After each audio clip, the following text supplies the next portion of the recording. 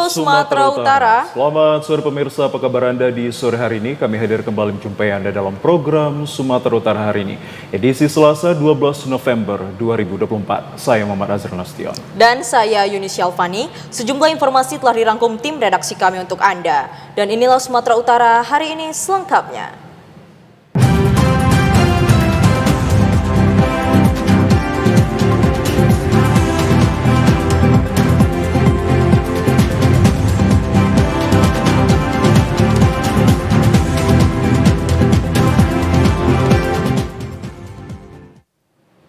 Pemirsa, di informasi yang pertama, belasan warga Kecamatan Lingga Bayu Mandailing Natal dievakuasi ke Rumah Sakit Permata Madinah diduga akibat keracunan usai menyantap mie rebus pada acara hajatan pengajian. Sebanyak 12 orang warga terpaksa dievakuasi ke rumah sakit karena mengalami mual, pusing, dan muntah usai menyantap mie rebus pada acara hajatan pengajian di salah satu perumahan perkebunan kelapa sawit Mandailing Natal Minggu kemarin. Menurut keterangan dari korban, sebanyak 22 emak-emak yang ikut pengajian tersebut mengalami hal yang sama. Bahkan balita dan anak-anak juga mengalami mual, pusing, dan juga muntah.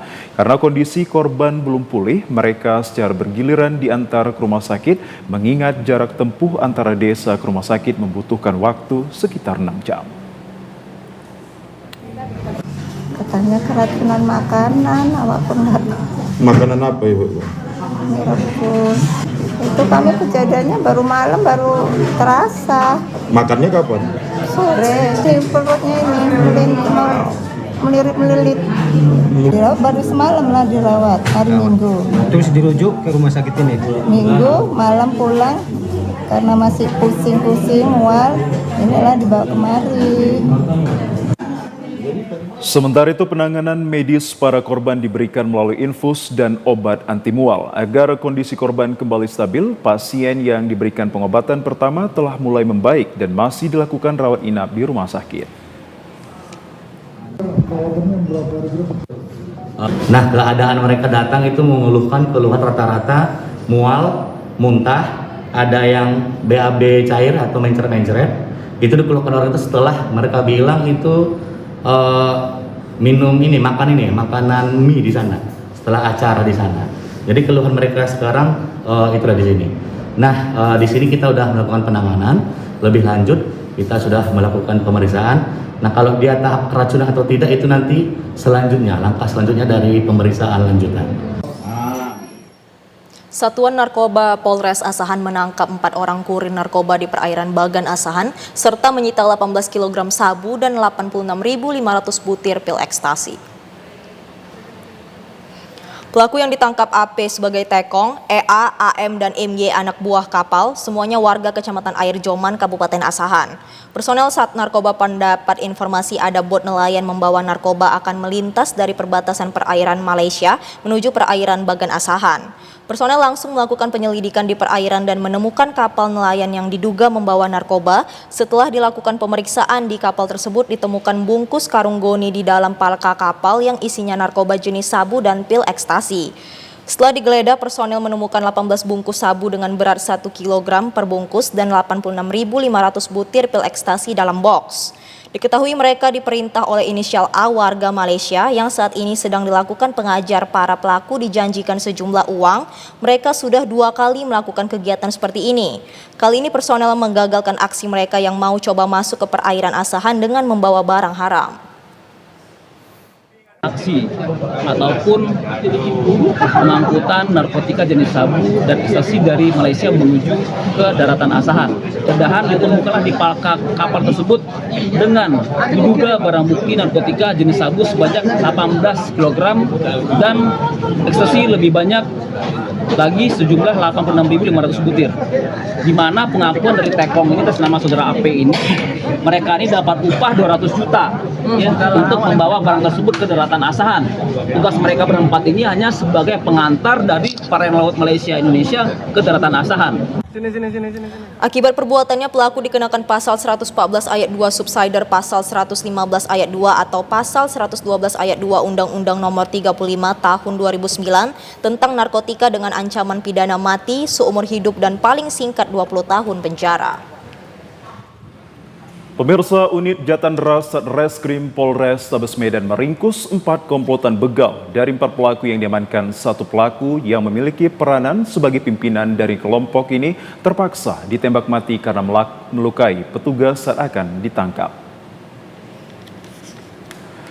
Petugas unit Jatandra Satuan Reserse Kriminal Polres Tabes Medan membekuk 4 komplotan pencurian dengan kekerasan atau begal sadis yang telah belasan kali beraksi.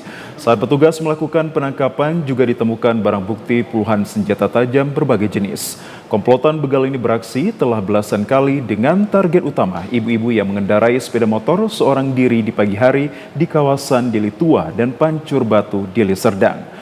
Kapolres Tabes Medan Kombes Pol Gideon Arif Setiawan menuturkan bahwa aksi komplotan begal sadis ini terakhir melancarkan aksinya pada 4 November lalu dengan korban berinisial L berusia 50 tahun yang saat ini hendak pergi berjualan jus. Saat hendak melakukan penangkapan di tempat persembunyian para pelaku ini di kawasan Padang Bulan, Kota Medan, Sumatera Utara. Seorang pelaku bernama Muhammad Dimas melawan 2 petugas hingga terluka. Petugas lainnya pun langsung datang dan memberikan tindakan tegas dan terukur dengan menembak pelaku Muhammad Dimas mengenai bagian dada hingga pelaku tewas.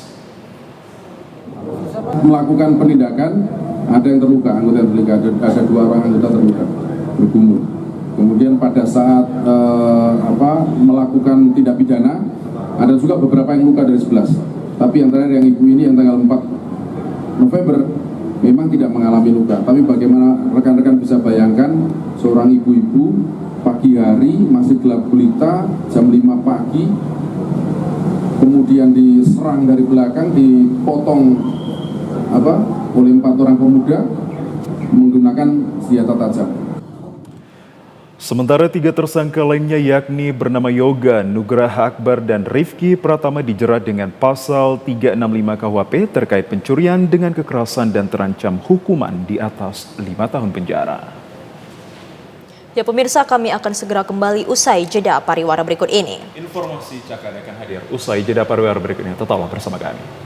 Ya, pemirsa, guna memastikan kelancaran dan keamanan pemilihan kepala daerah Kota Medan tahun 2024, Polres Tabes Medan melakukan peninjauan ke gudang logistik Komisi Pemilihan Umum Medan yang kini tengah melakukan penyortiran dan pelipatan surat suara sebelum nantinya didistribusikan. Kapolres Tabes Medan Kombes Pol Gideon Arif Setiawan bersama dengan para pejabat utama Polres Tabes Medan melakukan peninjauan ke gudang logistik KPU Medan di kawasan Jalan Rumah Potong Hewan Kecamatan Medan Deli.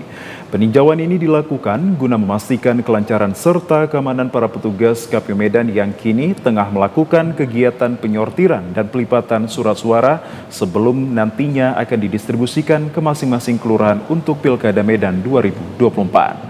Selain memastikan kelancaran proses sortir dan lipat atau sorlip surat suara, pihaknya juga melakukan pengecekan terhadap kotak suara dan bilik suara yang telah tersedia di gudang logistik KPU Medan. Kapolres Tabes berharap proses sorlip dapat selesai tepat waktu dan pendistribusian ke masing-masing kecamatan dan kelurahan nantinya dapat berjalan sesuai dan lancar. Dari KPU menyampaikan polanya adalah dari gudang di Belawan ini, kemudian didistribusikan ke gudang di kelurahan. Nah, dari gudang kelurahan kemudian distribusikan ke TPS Amin 1. Ya, kita akan melakukan pengamanan terhadap semua proses pendistribusian dan meyakinkan tidak ada kendala dalam pendistribusian logistik sampai tujuan. Pihak kepolisian memastikan akan mengawal dan mengamankan seluruh proses Pilkada Medan 2024, mulai dari pendistribusian logistik ke kecamatan dan kelurahan, pelaksana pemungutan suara hingga penghitungan suara di TPS nantinya. Komisi Pemilihan Umum Kabupaten Deli Serdang menggelar rapat koordinasi persiapan debat publik kedua pasangan calon bupati dan wakil bupati pemilihan serentak tahun 2024. Rakor digelar di Aula Kantor KPU Kabupaten Deli Serdang. Rapat dihadiri kelima Komisioner KPU Kabupaten Deli Serdang, 3 liaison officer pasangan calon Bupati dan Wakil Bupati Deli Serdang, perwakilan Polresta Deli Serdang, pihak event organizer, 5 orang tim perumut debat, pihak televisi yang akan menyiarkan secara langsung dan juga Bawaslu Deli Serdang. Komisioner KPU Deli Serdang Uswatun Hasanah Harahap mengatakan ada beberapa catatan yang harus dievaluasi pada debat pertama kemarin. Untuk debat kedua akan dilaksanakan pada tanggal 14 November 2024 pada pukul 4 sore, dilaksanakan di salah satu hotel di Kecamatan Batangkuis, Kabupaten Deli Serdang. Dalam petunjuk teknis dan PKPU untuk waktu pelaksanaan debat maksimal 180 menit, untuk pelaksanaan debat kedua ini akan berlangsung selama 120 menit. Sesuai dengan kesepakatan di awal dengan pihak liaison officer, untuk debat kedua ini yang akan berdebat adalah calon wakil bupati dari ketiga pasangan calon. Untuk debat kedua, pihak KPU akan mengambil tema yaitu meningkatkan pelayanan kepada masyarakat dan menyelesaikan persoalan daerah. 5 orang tim perumus debat juga sudah menyiapkan pertanyaan yang akan dijawab oleh ketiga calon wakil bupati Deli Serdang. Nah, untuk debat yang kedua ini kita laksanakan di tanggal 14 November tahun 2024 di Wings Kuala Namu Hotel.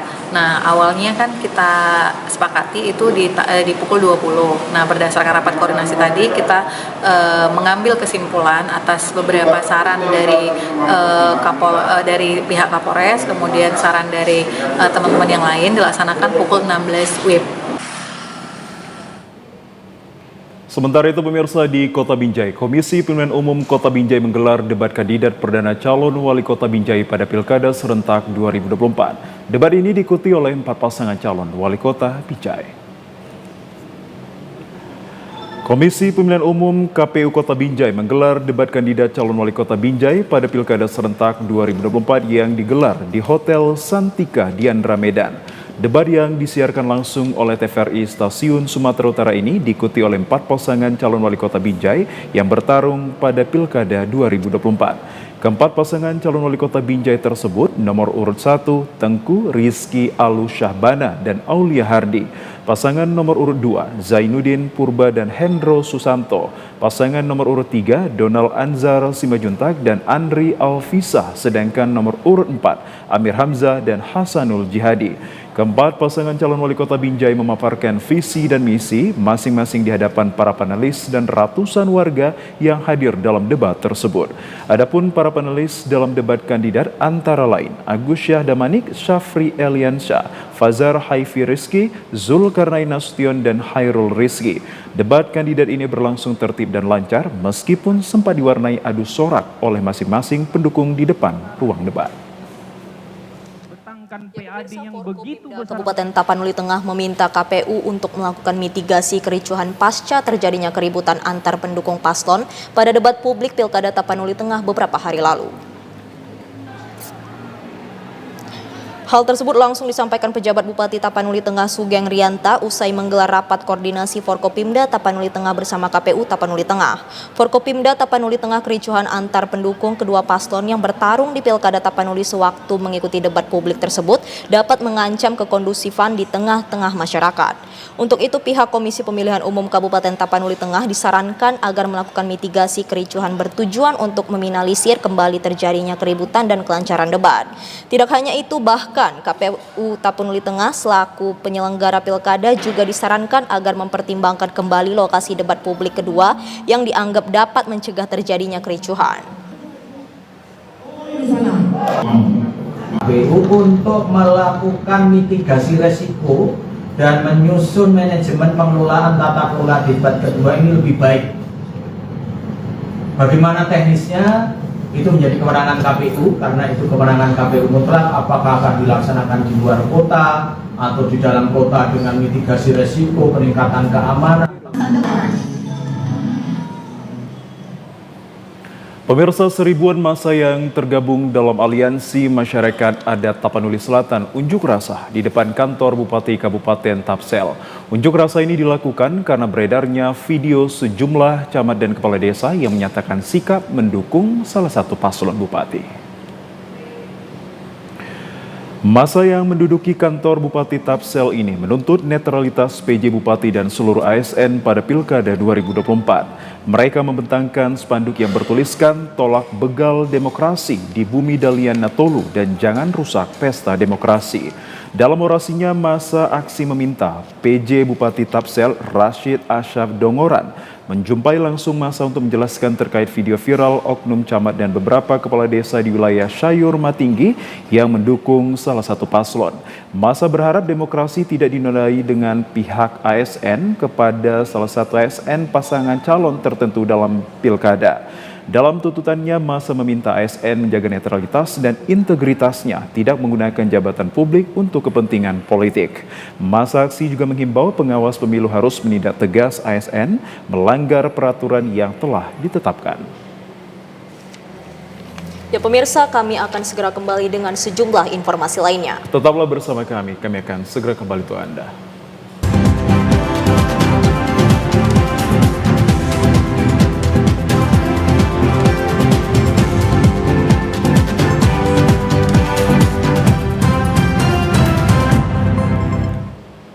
Pemirsa, KPU Daerah Kota Padang Sidimpuan menyelenggarakan simulasi pemungutan dan penghitungan suara menjelang Pilkada tahun 2024 untuk memastikan semua pihak terlibat dalam proses pemilu, memahami tata cara pemungutan dan penghitungan suara secara jelas dan juga akurat. Rangkaian acara simulasi dimulai dengan pemaparan tahapan pemungutan suara oleh KPU, baik untuk pemilihan gubernur maupun wali kota bertempat di Kota Padang Sidimpuan. Para peserta diberikan kesempatan untuk berlatih secara langsung melakukan proses pemungutan suara mulai dari pendaftaran hingga penghitungan suara. Adapun tahapan yang disimulasikan yakni persiapan pemungutan dan pelaksanaan pemungutan suara, serta persiapan penghitungan suara dan pelaksanaan penghitungan suara. Dalam simulasi ini, masyarakat akan diberikan pemahaman bagaimana KPPS melaksanakan di hari pemungutan, kemudian mengukur efektivitas waktu karena terjadi perbedaan pada saat pelaksanaan pemilu dan pemilihan untuk kepala daerah. Pada simulasi tersebut, para peserta diberi dua jenis surat suara, yakni surat suara bertuliskan pemilihan gubernur, wakil gubernur Provinsi Sumatera Utara, dan pemilihan wali kota, wakil wali kota Padang Sidimpuan tahun 2024. Melaksanakan alur dalam pemungutan suara. Kita tujuannya adalah memberikan pemahaman kepada masyarakat, baik sebagai pemilih maupun kepada kami penyelenggara. Makanya ini diundang ini kan KPPS agar bisa mentransfernya nanti ke KPPS. Bagaimana cara pemungutan suara itu sesuai dengan ketentuan. Nah, ini tujuan kita supaya apa? Supaya pelaksanaan di 27 hari Rabu 27 November 2024 akan datang kegiatan pemungutan suara, penghitungan suara dan rekapitulasi penghitungan suara itu dilaksanakan sesuai dengan ketentuan. Sementara itu, pada simulasi surat suara pemilihan gubernur berisikan 2 kolom kontestan, sementara surat suara untuk wali kota berisikan 3 kolom kontestan. Ratusan pedagang yang tergabung dalam organisasi kelompok pedagang Pasar Impres KPPI Kota Tebing Tinggi mendeklarasikan dukungan terhadap pemenangan pasangan calon wali kota dan wakil wali kota Tebing Tinggi nomor urut 3 Haji Iman Irdian Saragi dan Hairil Mukmin Tambunan yang berslogan Idaman. Ketua Kelompok Pedagang Pasar Impres Kota Tebing Tinggi Umar Manur mengatakan, dukungan dari para pedagang Pasar Impres ini bukan secara paksaan melainkan dengan sukarela mendukung kemenangan Iman Irdian Saragi dan Hairil Mukmin Tambunan di Pilkada Tebing Tinggi. Adapun penilaian para pedagang Pasar Impres yang ada di Kota Tebing Tinggi terhadap ketiga calon wali kota dan wakil wali kota yang maju saat ini semuanya baik. Menurut pedagang, pada tahun 2019 Pasar Impres ini pernah akan digusur, namun karena tekad dan perjuangan para pedagang serta bantuan Iman Irdian Saragi, Pasar Impres tersebut tidak jadi digusur atau dipindahkan. Tidak tahu masalah bagaimana untuk mensejahterakan kami dari pedagang 03 Idaman untuk menang dan dulu menjadi wali kota dan wakil wali kota Tebing Tinggi untuk periode 2024 sampai 2029. Paslon nomor urut 3 Iman Irdian Saragi mempunyai visi dan misi idaman yaitu maju kotanya, religius, makmur, dan sejahtera masyarakatnya. Pasangan idaman mencalonkan sebagai wali kota dan wakil wali kota Tebing Tinggi bertujuan untuk memajukan dan mensejahterakan masyarakat kota Tebing Tinggi dari berbagai aspek. Saya muliakan para pedagang Pasar Impres juga terusus para pedagang Kota Tebing Tinggi yang harus sampaikan apa bagian dari visi dan misi Mandirian Saragi, maju kotanya religius, makmur dan sejahtera rakyat. Pemirsa, Komisi Pemilihan Umum Kabupaten Tapanuli Utara menggelar debat publik pertama untuk paslon Bupati dan Wakil Bupati Taput, yakni Satika Simamora dan Sarlandi Huta Barat, serta Jonius Taripar Parsauran Huta Barat dan Denny Lumbantoruan pada Pilkada serentak tahun 2024. Pasangan calon Bupati Taput nomor urut 2, Jonius Taripar Parsauran Huta Barat, Denny Lumbantoruan menyampaikan poin penting pada debat publik dalam penajaman visi dan misi kepada masyarakat. Debat publik Pilkada Taput mengusung tema mensejahterakan dan memajukan masyarakat Taput. Debat publik terbagi dalam 6 segmen yang dirumuskan dan disusun 5 orang panelis dari kalangan profesional, akademisi, dan tokoh masyarakat yang disiarkan secara langsung oleh TVRI Sumatera Utara. Dalam penajaman visi dan misi, masing-masing pasangan calon menyampaikan gagasan konkret bagi masyarakat dalam 5 tahun ke depan. Pasangan nomor urut 2, Jonius Taripar Parsauran Huta Barat, Denny Lumbantoruan, dalam penajaman visi dan misinya akan mewujudkan Kabupaten Taput yang maju, berbudaya, dan berkelanjutan dengan 24 program strategis. Adapun misi yang kedepan menjadikan desa mandiri yang mampu memanfaatkan potensi sumber daya alam dan sumber daya manusia yang tersedia. Nantinya yang ke-9 meningkat untuk menanggulangi bencana ke depan. Peningkatan kapasitas daerah akan bencana juga mulai melakukan mitigasi dengan sekolah, kemudian dengan para masyarakat juga. Tetap pembangunan mengacu kepada zonasi tata ruang. Mungkin itu yang bisa kami sampaikan.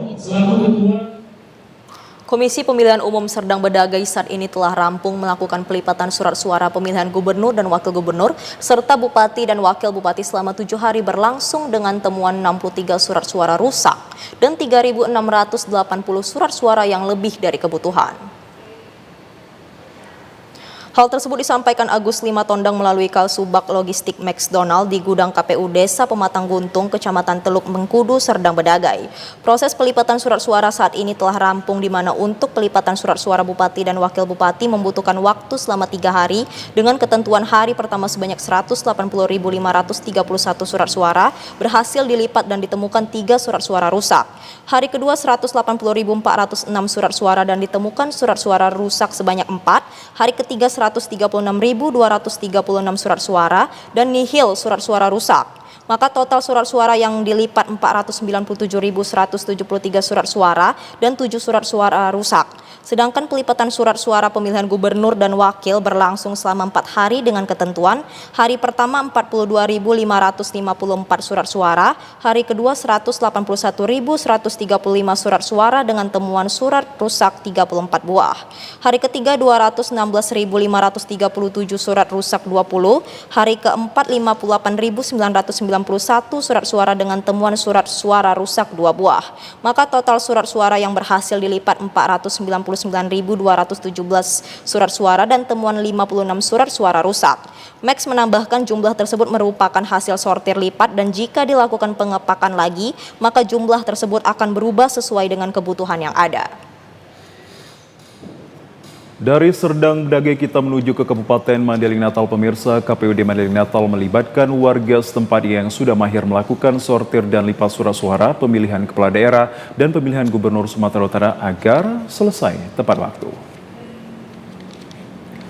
Ratusan warga yang didominasi kaum ibu-ibu terlihat hati-hati melakukan sortir dan lipat surat suara di Gedung Serbaguna Penyambungan Mandailing Natal. Sortir dan lipat surat suara dilakukan secara berkelompok. Setiap kelompok melibatkan 10 orang yang telah memiliki tugas masing-masing, mulai dari menyortir, melipat, dan mengikat surat suara yang telah dilipat. Pada hari pertama dilakukan sortir dan lipat surat suara untuk gubernur dan wakil gubernur Sumatera Utara. Jumlah keseluruhan kertas surat suara sebanyak 339.407 eksamplar setiap pilkada dan 2.000 eksamplar dan disiapkan oleh KPU untuk pemungutan suara ulang atau total keseluruhan sebanyak 114 kotak. Sementara para pekerja sortir dan lipat ini digaji Rp190.000 setiap eksemplarnya. Dilaksanakan mulai tadi pagi sudah dilaksanakan sortir dan lipat untuk surat suara pemilihan calon gubernur dan wakil gubernur dan juga pemilihan calon bupati dan wakil bupati. Untuk total surat suara seluruhnya itu di angka 339.407. Nah, itu untuk masing-masing pemilihan gubernur dan juga bupati, dan ditambah 2.000 untuk cadangan. Maksudnya cadangan ini untuk PSU. Sementara itu, kegiatan sortir dan lipat surat suara ini ditargetkan selesai selama 2 hari agar pendistribusian logistik ke setiap kecamatan tidak terkendala. Penyortiran dan pelipatan surat suara juga dibarengi dengan merakit box logistik Pilkada dan Pilgubsu di Gedung Serbaguna Madinah. Ya pemirsa, Komisi Pemilihan Umum Daerah Mandailing Natal hingga kini belum menetapkan jadwal pelaksanaan kampanye akbar atau rapat umum bagi pasangan calon yang bertarung di Pilkada serentak tahun 2024. Namun KPU telah menetapkan Stadion Sepak Bola Sarak Matua penyambungan sebagai lokasi kampanye akbar atau rapat umum kedua paslon Bupati dan Wakil Bupati Madinah. Meski KPU Mandailing Natal telah menetapkan Stadion Sepak Bola Sarak Matua penyambungan lokasi kampanye akbar atau rapat umum kepada kedua paslon Bupati dan Wakil Bupati, namun kedua paslon belum mengusulkan jadwal rapat umum ketua KPU untuk mengatur jadwal kampanye akbar mengantisipasi waktu yang bersamaan. Baik dari nomor urut 1 Harun Mustafa Nasution dengan Ikhwan Hussein Nasution, dan begitu juga dengan paslon nomor urut 2 Saipullah Nasution dengan Atika Asmi Utami Nasution. Ketua KPU Madinah Muhammad Iksan mengatakan bahwa jadwal kampanye akbar sudah diserahkan sepenuhnya kepada paslon dan diberikan kebebasan untuk memilih waktu sesuai dari kesepakatan dan harus mengajukan surat tanda terima pemberitahuan kepada pihak kepolisian sebagai syarat pelaksanaan.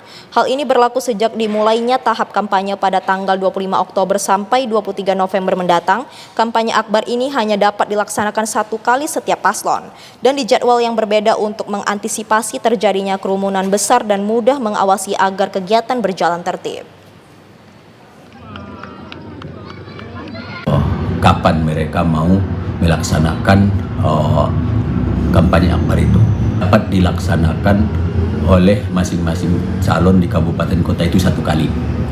KPU hanya menyediakan tempat di mana KPU dengan berkoordinasi dengan Pemda itu tempatnya dilaksanakan di lapangan ataupun di stadion bola yang ada di Sarak Matua. Nah, karena sampai saat ini belum ada dari Pemda paslon kapan mereka melaksanakan, ya belum juga bisa kami pastikan. Sebelumnya, Komisi Pemilihan Umum Daerah Mandailing Natal sudah menyurati kedua paslon untuk menjadwalkan rapat umum, namun hingga sampai saat ini belum ada jawaban dari kedua paslon. Pemirsa, sejumlah informasi menarik dan aktual lainnya akan hadir usai jeda pariwara berikut ini. Tetaplah bersama kami di Sumatera Utara hari ini. Ya pemirsa, terima kasih Anda masih bersama kami. Indonesia kembali menjadi tuan rumah Aquabike Jet Ski World Championship Lake Toba pada 13 hingga 17 November 2024 di Danau Toba. Pejabat Gubernur Sumatera Utara Agus Fatoni berharap Aquabike Jet Ski dapat meningkatkan pertumbuhan ekonomi di Sumatera Utara. Gelaran Aquabike Jet Ski World Championship Lake Toba menghadiri lebih dari 100 pembalap dan kru dari 30 negara termasuk 10 pembalap di Indonesia. Kejuaraan yang dimeriahkan dengan pesta rakyat Danau Toba ini diselenggarakan di 4 kabupaten yang berada di sekitar Danau Toba, yakni Kabupaten Karo, Dairi, Simalungun, dan Samosir. Pejabat Gubernur Sumatera Utara Agus Fatoni melalui Kepala Bidang Pemasaran Pariwisata Sumatera Utara Laila Lubis mengungkapkan, dukungan untuk event Aquabike Jet Ski World Championship, pelaksanaan event ini akan memberikan dampak ekonomi yang besar pada Provinsi Sumatera Utara dan pariwisata di Danau Toba. Dengan dukungan penuh dari pemerintah dan sektor pariwisata, Aquabike Jet Ski World Championship 2024 diproyeksikan akan menarik perhatian 180 juta pasang mata dari seluruh dunia, memperkuat posisi Danau Toba sebagai destinasi wisata air berkelas internasional, dan memberikan dampak ekonomi jangka panjang yang signifikan bagi kawasan sekitar. PGS Corporate Secretary Group Head in Journey, Yudhistira Setiawan menjelaskan, pelenggaraan Aquabike Jet Ski World Championship ini berpeluang memajukan pariwisata Indonesia dengan melibatkan partisipasi aktif dari masyarakat seperti komunitas, UMKM, dan sektor lainnya dan memberikan pemerataan ekonomi.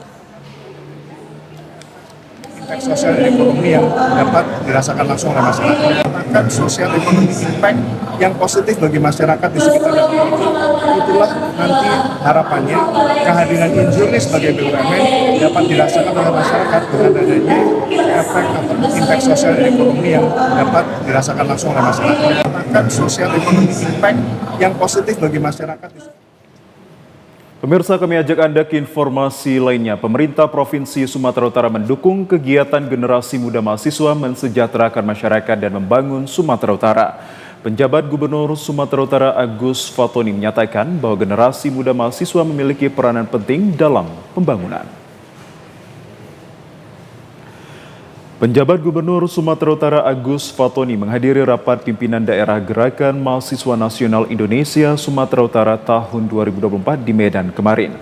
Pemerintah Provinsi Sumatera Utara terus membangun sinergitas kepada semua stakeholder, termasuk generasi muda mahasiswa dan seluruh masyarakat di Sumatera Utara dalam pembangunan dan kemajuan bangsa. Penjabat Gubernur Sumatera Utara berharap kepada generasi muda mampu menuangkan seluruh pemikiran, seluruh ide gagasan menjadi sumbangsi untuk pembangunan di Indonesia serta kesejahteraan masyarakat Indonesia. Indonesia, khususnya Sumatera Utara, memiliki beragam suku, ras, dan juga agama. Jelang pelaksanaan pemungutan suara Pilkada 2024, Fatoni mengajak semua komponen untuk terus bersinergi dalam menjaga iklim yang kondusif, aman, nyaman, dan damai di Sumatera Utara. Dewan Eksekutif Badan Akreditasi Nasional Perguruan Tinggi BANPT Profesor Haji Johni Najwal menegaskan jika ada suatu perguruan tinggi yang tidak terakreditasi, maka secara normatif perguruan tinggi tersebut tidak memiliki kelayakan dan legalitas. Akreditasi dilakukan untuk menentukan program studi dan perguruan tinggi atas dasar kriteria yang mengacu pada standar nasional pendidikan tinggi. Menurut Profesor Johni Najwan, jika perguruan tinggi belum terakreditasi, maka tingkat mutu dan kelayakannya masih dipertanyakan secara undang-undang pendidikan. Pernyataan tersebut disampaikannya dalam orasi ilmiah pada wisuda 161 lulusan program profesi, prodi kebidanan program sarjana, dan kebidanan serta keperawatan program Diploma 3 Stikes Mitra Husada Medan kemarin di aula kampus tersebut. BANPT telah menetapkan Stikes Mitra Husada memperoleh akreditasi unggul pada Oktober 2024 dan merupakan satu-satunya sekolah tinggi kesehatan di Indonesia. Predikat unggul ini diperoleh atas kerja keras yang dilakukan segenap sivitas akademika Stikes Mitra Husada Medan dan telah diupayakan sejak lama. Predikat akreditasi unggul ini diharapkan tetap dipertahankan secara kontinu karena akan berdampak terhadap lulusannya. Sementara itu, jika sebuah sekolah tinggi telah memiliki akreditasi unggul, akan menjadi kepercayaan masyarakat sebagai tempat menempuh pendidikan. Akreditasi itu merupakan tolak ukur untuk kelayakan dan merupakan tolak ukur untuk legalitas dan sekaligus tolak ukur untuk tingkat mutu dari sebuah perguruan tinggi dan program studi. Gitu. Ya, yang di dalam pasal Undang-Undang 12 tahun 2012 yang penting itu semuanya standarnya didasarkan pada standar nasional pendidikan tinggi. Jadi supaya terjadi adanya disebut dengan continuous quality improvement, maka yang penting dijaga sesuai dengan pasal 83 Permendikbud-Ristek nomor 3 2023 itu adalah pertama SNDikti-nya jangan sampai tidak terpenuhi. Kedua, PDDikti-nya jangan sampai bermasalah. Yang ketiga, berdasarkan pasal 83 itu tidak boleh terjadi adanya pengaduan dari masyarakat. Jadi harus pimpinan perguruan tingginya harus menjaga kondusivitas dari perguruan tingginya semua sivitas akademika.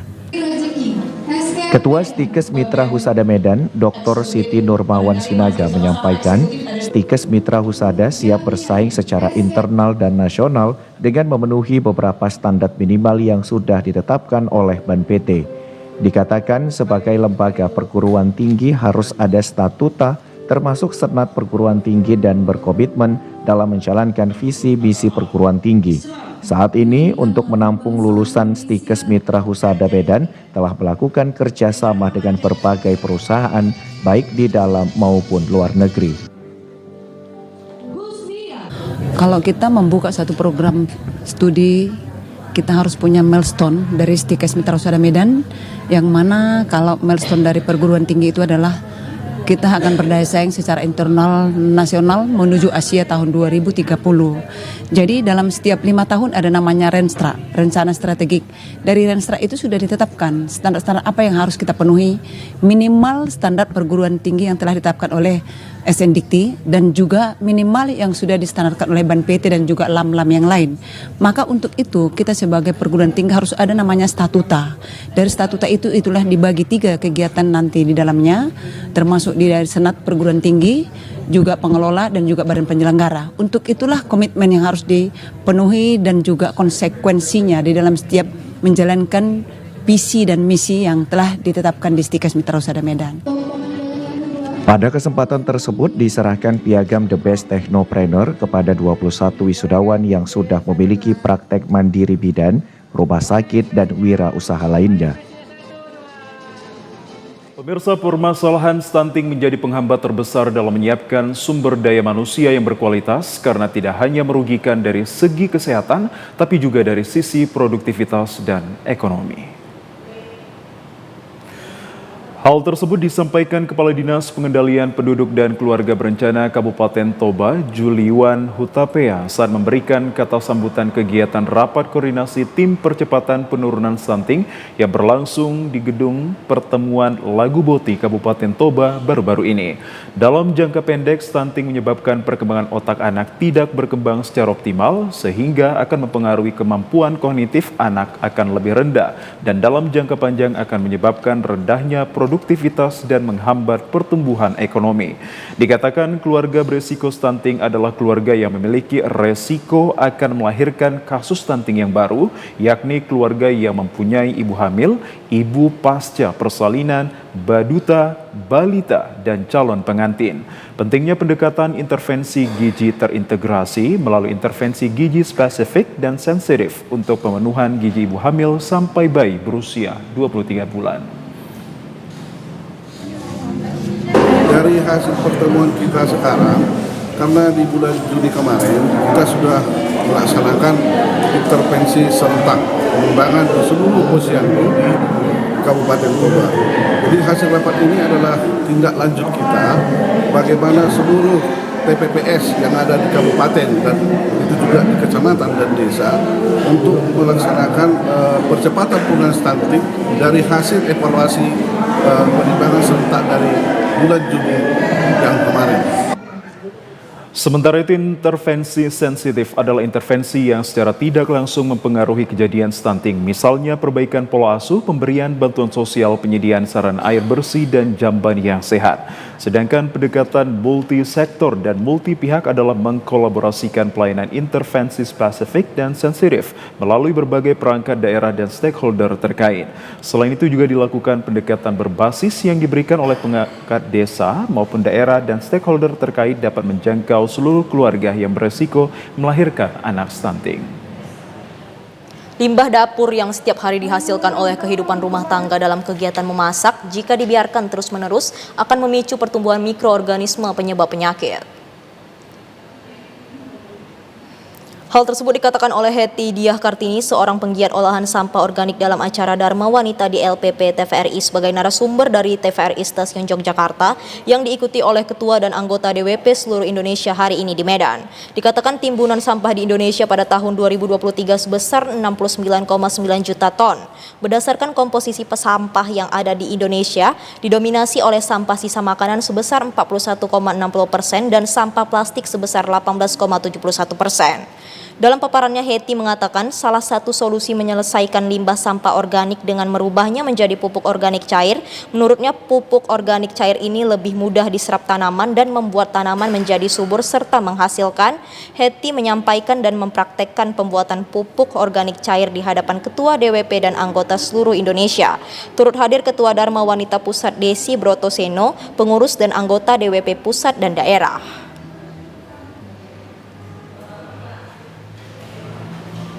Pemirsa, sejumlah informasi menarik dan aktual lainnya akan hadir usai jeda pariwara berikut ini. Tetaplah bersama kami di Sumatera Utara hari ini.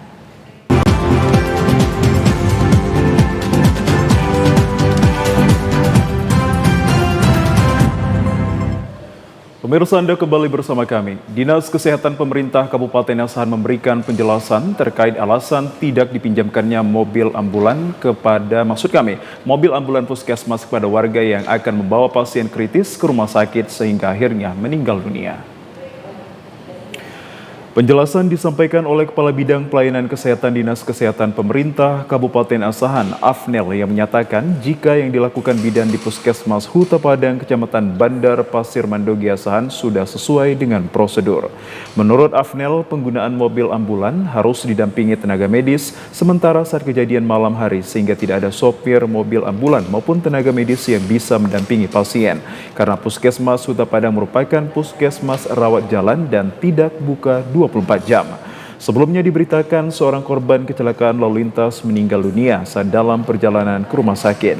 Pihak keluarga mengaku terpaksa menggunakan mobil pribadi untuk membawa korban karena tidak diizinkan untuk menggunakan mobil ambulan milik Puskesmas Huta Padang. Jadi bidan kami tidak bisa memberikan kunci ambulan tersebut karena satu, tadi puskesmasnya bukan rawat inap, dia rawat jalan, tidak buka 24 jam dan tidak ada supir juga jam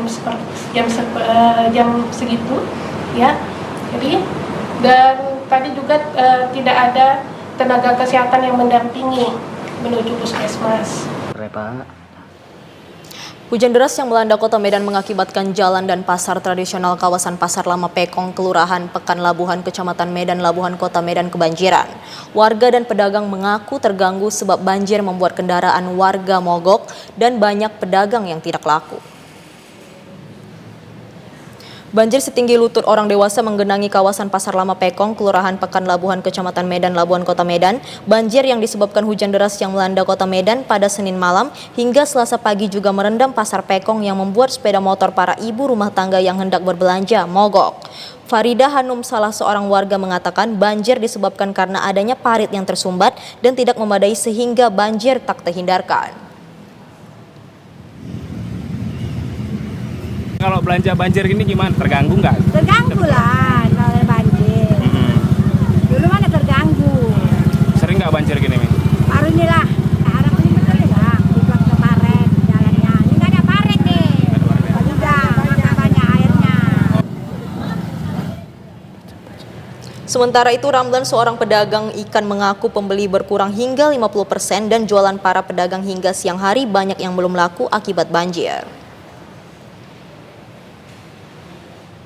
Pemirsa, kita ke informasi lainnya. Berawal dari coba-coba, remaja asal Kabupaten Langkat ini mampu memanfaatkan limbah ranting bambu yang tidak terpakai sehingga menjadi karya seni yang unik berbagai macam miniatur sepeda ontel dan becak. Di tangan Haryadi, ranting bambu dapat disulap menjadi karya seni yang tidak ternilai harganya.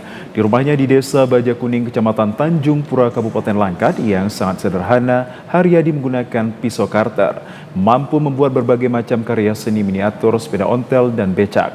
Karya yang dibuat Haryadi ini terbilang unik karena tidak menggunakan lem perekat untuk menyatukan replika sepeda ontel, namun hanya membuat lubang di bagian bambu untuk mengaitkan dari satu lubang ke lubang lainnya.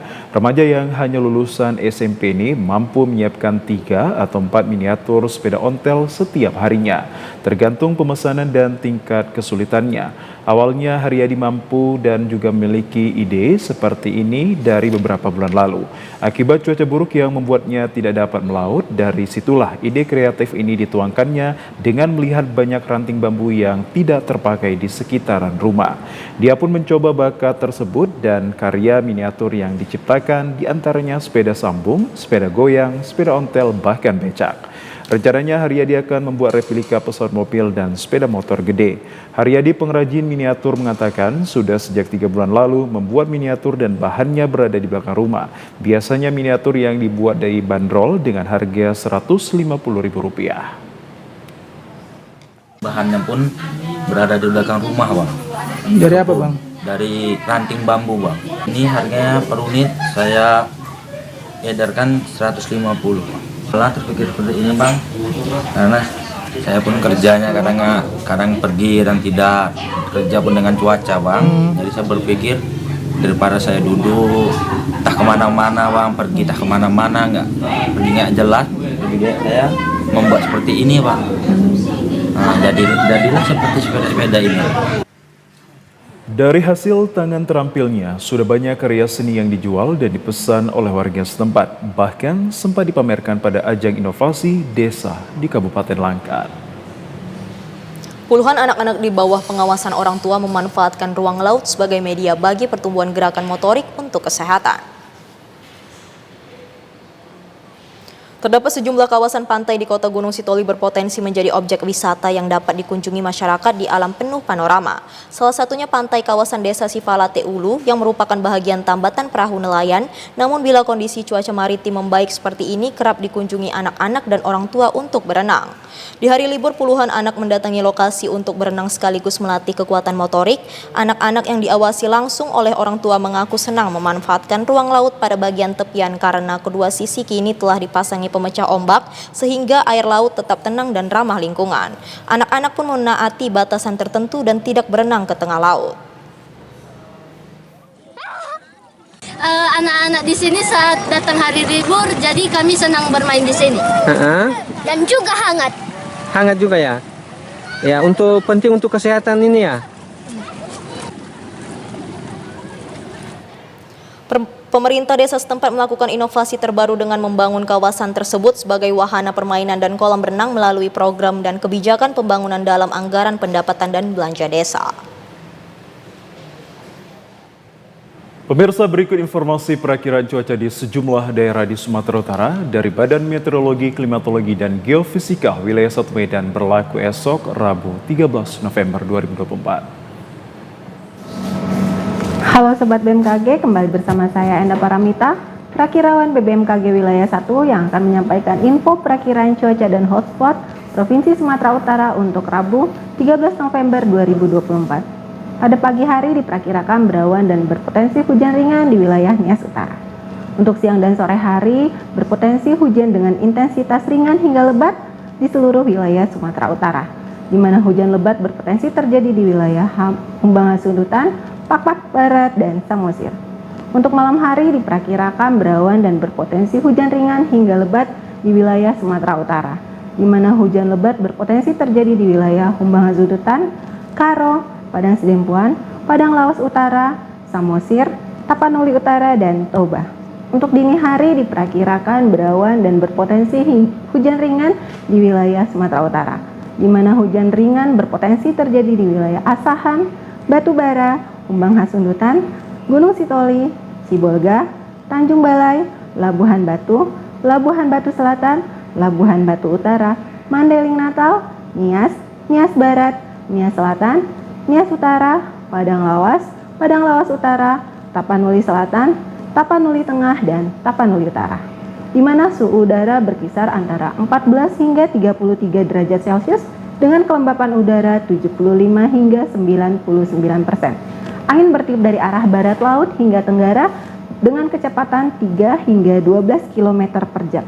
Untuk titik panas tidak terpantau pada tanggal 11 November 2024 di wilayah Sumatera Utara.